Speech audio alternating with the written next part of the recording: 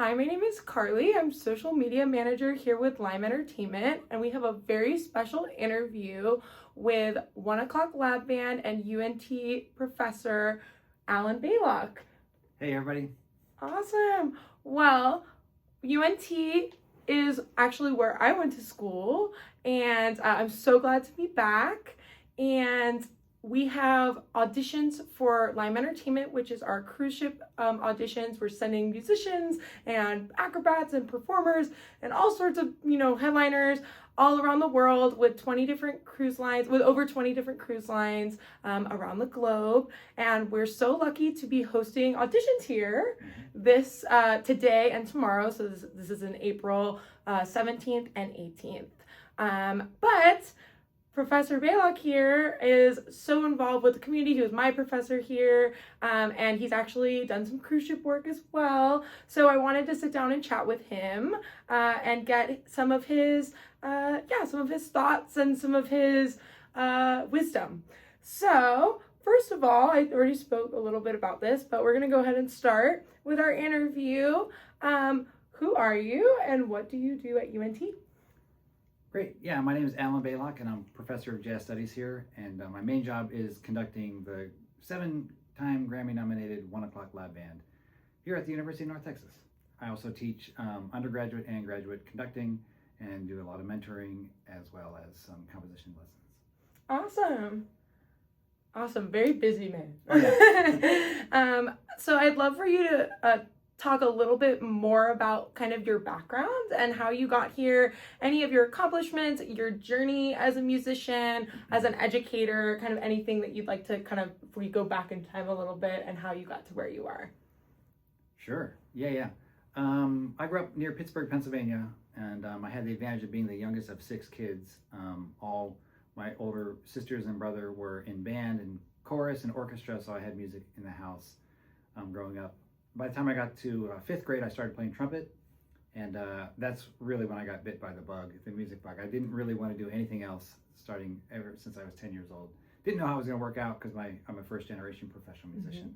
My parents were very supportive but didn't understand, what it took to be a professional musician. Got to high school and started writing a lot also, and then got my undergraduate in jazz arranging and music education at Shenandoah Conservatory. And then at that time, it was a decision to go to grad school. And my wife at the time, my wife now, who we were just dating at the time, she said, if you could go anywhere, where'd you go? I said, University of North Texas. So that's right. So I got down here in the early 90s and really with the sole goal of writing for the 1 O'Clock Lab Band. Ended up doing a lot of that, and they recorded things on 9 albums even before I came back here. So after my time at UNT, I was in the Air Force Band in Washington, D.C. with some UNT alum up there, just an amazing band called the Airmen of Note, and I wrote music for them for 20 years. And then this position opened up, and I auditioned for it and magically got it. So this is my 10th year here back at UNT as a professor. Yes! Happy 10-year anniversary! Yeah, Professor Baylock was my 1 O'Clock Lab Band director. I was here in That's 22 right. and 23, and actually did some cruise ship work. During that time, I had a stint with Royal Caribbean, just very small guest contract, and yeah, I won't. That was awesome background, and congrats on your tenure and all those things. I was wondering if you personally have done any cruise ship work. And if you could talk about it. Sure, yes, I have. So after I graduated from UNT, and between that time and when I got the job in the Air Force Band, I had about a year just freelancing. So I still was playing a lot of trumpet, and I was with this band called the Guy Lombardo Orchestra. We wore the red jackets and everything. And at one point they did a cruise gig, and it was 2 weeks, and it was life-changing. Yeah. It was life-changing because I got paid to be a musician, and I got paid to see the world. And I remember flying into San Juan, Puerto Rico, and then we got on a ship and did the whole southern. We did so many things. Ended up in Baja California. It was 2 weeks of playing every night, which was also really important. And just the people I met and the places I saw and got to experience, it was life changing. So it was just 2 weeks, but it was really a very impactful and really important part of my life. Yeah, yeah. That's very much how I felt as Yeah. well. I was like so nervous, and I think you remember too, because we were out on tour, and I was like, "Do I take this gig? That, yes, Like, yes. do I take this gig?" Right. I was trying to focus on playing, and then I was also trying, because I was with Lime, I went out with Lime, and our agents were working very hard to get y'all booked, and at the Right. time, I was the one holding up the process, because I couldn't make up my mind if I was gonna take it or not. Mm-hmm. And yeah, but I feel the same way. It was like a whirlwind 2 weeks, Mm-hmm. and you know, I think we did 7 ports of call, like Yeah. all through the Caribbean, and I was there during the holiday times. So Mm-hmm. we had our normal shows that were going on, but we also had additional holiday shows. So we were playing every single night. Every single night, multiple times a night, because we had our regular scheduled shows plus a tree lighting, or plus Mm-hmm. the, you know, the holiday, you know, we were going out to the common area to just play like Christmas caroling, like Right. through the ship and stuff like Yeah. that. So it was very busy, but very Mm-hmm. much a whirlwind. So I totally Yeah. identify with that. Cool. What about your students? Do you know any, other than me, Yeah. other than me, do you know any students, or have you heard, you know, UNT students going on to do some cruise ship work, whether that's short term or long term? Mm-hmm. Yeah, absolutely. Especially, it seems that a lot of trumpet players recently have done some cruise ship work, and I always encourage it, just for the same reasons we just talked about. It's a great way to see the world. You get paid to be a musician. You meet a lot of people. But yeah, it's pretty consistent. Where even, I mean, as you know, University of North Texas has a huge jazz studies program, and there's, you know, close to 200 jazz majors at any given moment. But of course, the 1 O'Clock Live Band houses the ones that have practiced the most and have risen to that level, and those are the ones that do a lot of gigs. However, people in the other bands as well are talented enough and qualified enough to do the cruise ships also. Yeah, so definitely. I don't know if I should name any names, because I would leave some out. That's okay. That's But okay. it's very, very consistent. Yeah. Consistent when you, sometimes even while you're studying, not only after you graduate. I think it's great during the summer or other long-term situations. Yeah. Why do you think UNT has such a consistent pipeline? Does it have to do with the things that we're teaching, the things that we're emphasizing? Like, why do you feel that that's kind of a natural path for UNT students? Yeah, that's a great question. I think UNT, here we breed working jazz musicians or working musicians. There are other universities and colleges who we respect, but they're going for somebody who wants to be an artist and not really a working side musician. And UNT, of course, we have artists all over the place, but the core of what we teach here and the core of what happens after, sometimes during school, is work. Mm-hmm. And so I think one reason is just because that's our tradition. Because of the sight reading, because of the ensembles, because of what we teach here, it suits and prepares students for something like a cruise ship, where you have to do all those amazing things at a high level. At the same time, you got to be smart and professional. So yeah, I think just because our core focus is work. Mm-hmm. You want to work. Yeah. You want to be a musician. You want to work. Yeah, absolutely. And I absolutely agree with that, because when I was in the 1 o'clock and you know, just working so hard, like we emphasize so much sight reading, which is such a huge skill to have for cruise ship musicians, because for those of you that don't know, you don't usually get the music in advance. Sometimes you do. You're lucky if you do. Mm-hmm.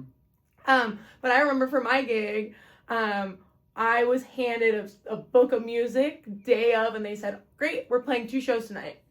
And I said, "Oh," and this is, you know, saxophone, flute, and clarinet. And actually, I had gone on this ship, and the previous week, the tenor saxophonist who was supposed to be on with me missed the boat. Literally missed the boat. So I was actually having to make a Frankenstein boat, or a Frankenstein book of both my parts, which was supposed to be alto and flute, with also the tenor book where I was kind of grabbing some clarinet parts as well. Right. And I remember having to play Rhapsody in Blue the second night on the boat. And I had never, I'm not the greatest clarinet player. I will be the first person to say that I'm not the greatest clarinet player. I had never, that is such an iconic opening. And it's like, okay, like, here we go, 8 hours on the clarinet, like, practicing this slide, like, trying to get it. And, yeah, I remember, but because I had to focus so hard on just that one particular thing, I didn't have a lot of time to look at the rest of the music. So it was like, okay, kind of run through everything once and, like, get it. But sight reading was such a important skill to have for that because of just the nature of the quick turnaround time. Yeah. Yeah. Okay, and we kind of touched on this, but do you think cruise ship work is valuable experience for young professionals? Yeah, I absolutely 100%. I think it's a great experience for young musicians or musicians in their mid-career or wherever. But in particular, young musicians, for the reasons that we discussed, you get to play music and you get paid and you get to see the world and you get to meet other musicians. And some of those connections can be lifelong friendships or working relationships. And I think another advantage of UNT is just the general population is so big that we get to meet a lot of musicians when you're in school here. But to work with those musicians and to meet those musicians, it's so much of our business is word of mouth. Yeah. And the more people you know and the more people that know you and know you're reliable, you're cool, you can sight read, you can play in tune, all that stuff, it puts you in a unique position. So yeah, 100%, I'd say yes. Yeah, absolutely. What would you say to a student who is hesitant about cruise ship work? So not me, because I was already there. But what would you say to someone who's maybe thinking about it, but maybe not totally convinced? Oh, I'd say try it. Yeah. Try it. Do a short tour. Don't go out for 6 months. Yeah. Just do 2 weeks and see if you like it. Yeah. And I would imagine they'll like it and they'll want to do it more. But yeah, it's just getting out there and doing it for the first time. If they're reluctant because they think it's not worthy, it's absolutely worthy. If they're reluctant because they never been on a boat before, you got used to that too. Yeah. I remember the first night on the ship it was the Crystal Harmony. I always remember. Nice. And, that first night, of course, in the Atlantic, we're swaying back and forth. You get used to it. And it was totally worth it. Yeah. So regardless of why they might be reluctant, my advice would be just do a short tour, see what you think. Yeah. And continue if you want, and if you want to do something else, hey, at least you tried. Yeah.